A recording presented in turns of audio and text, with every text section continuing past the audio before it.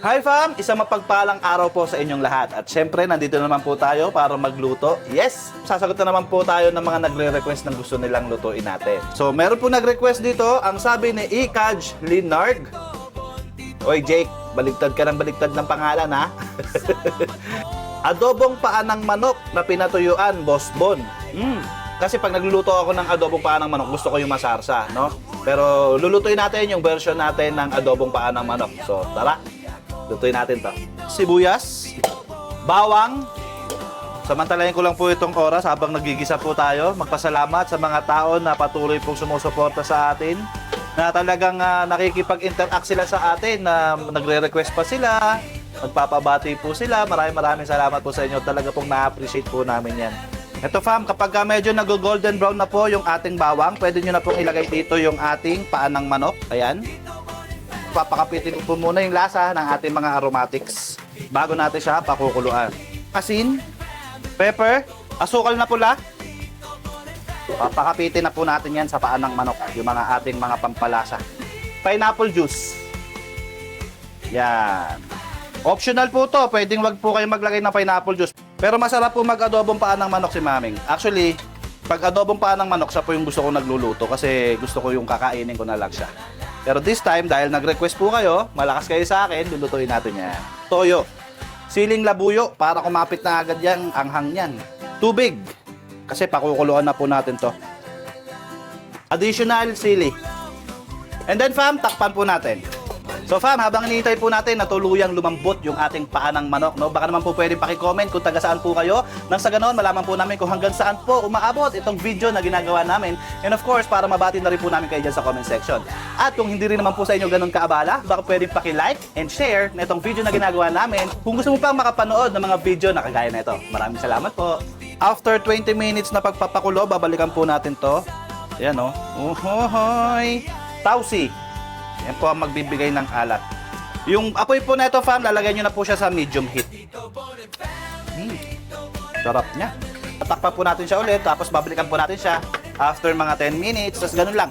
Paulit-ulit lang. Siguro mga total of 1 hour nyo po siyang lulutuin para sigurado po na malambot po yung paa ng manok. No? Okay, fam, balikan po natin siya at lalagyan po natin siya ng suka. Siyempre, paano naging adobo yan pag walang suka? Sabi ni Mameng, sabi niya, kulang sa tamis. Pero sa akin guys, sakto na siya. Pero si Mameng, dahil gusto niya na medyo mas matamis pa, dagdag pa tayo ng asukal. So, takpan po natin siya ulit, fam. Balikan po natin siya ulit after 10 minutes. Hi, fam. Tara, check po natin ulit. Numinipis na po yung kanyang sarsa, no? So, hihinaan nyo na po ito sa pinakamahina lang. Kasi ayaw naman natin masunog yung ilalim niya. And then, nakakapit-kapit po yan sa ilalim. So, kukut-kutin nyo lang po yan. Yan, kukut-kutin. Kut-kutera ka pa naman. Mahilig ka mag-kut-kut, di ba? O yan, kut-kutin mo yung ilalim. Ayaw naman natin na makunat pa po yung paa ng manok, no? So, testing tayo ng isa. Malambot na. Dila na lang naghihimay. Tingin ko okay na to. Another 10 minutes na naman po ang lumipas. Siyempre, ayaw po natin na yung manok natin o yung paa ng manok natin makunat, mahirap po siyang kainin. Kaya sinigurado po natin na malambot po siya. Yun, no? Nawala ako dun. So, yung request ni Kuya, eto na yung request mo. Hindi naman siya masyadong natuyutan. Kasi tulad nga na sinabi ko, gusto namin yung medyo masarsa talaga siya. Which is yun naman talaga yung masarap-sarap. Kung gusto mong patuyutan pa yung ganitong klase, pwede naman. Tuloy-tuloy mo lang pakulo sa kanya. Sakto lang to, fam, hindi siya yung masyadong lasog-lasog kasi minsan kapag sobrang pakulo naman yung mga laman at balat ng chicken feet natin napunta na sa sarsa. Kasi lasog-lasog na po siya, pero ito sakto-sakto lang. Kaya sasalin na natin siya. Eto fam, luto na po yung ating adobong chicken feet. Uunahan ko na po kayo. Tama kayo, mali ako. This is my own way, you have your own way. Ama, maraming salamat po sa biyayang iyong pinagkaloob sa amin. Magsilbi po ito lakas at talino. Opo.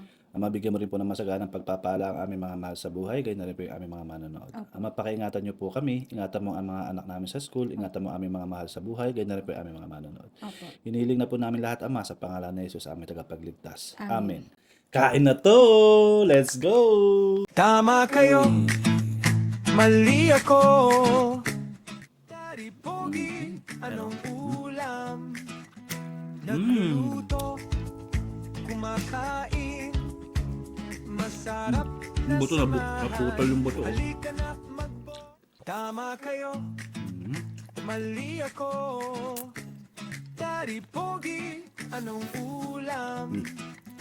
Bumbo. Nagluluto, kumakain, masarap na samahan. Halika na magbonding. Tito Bon and Family. Tito Bon and Family. Tito Bon and Family. Agawin sa kanin. Thank you, Lord! Bon and Family.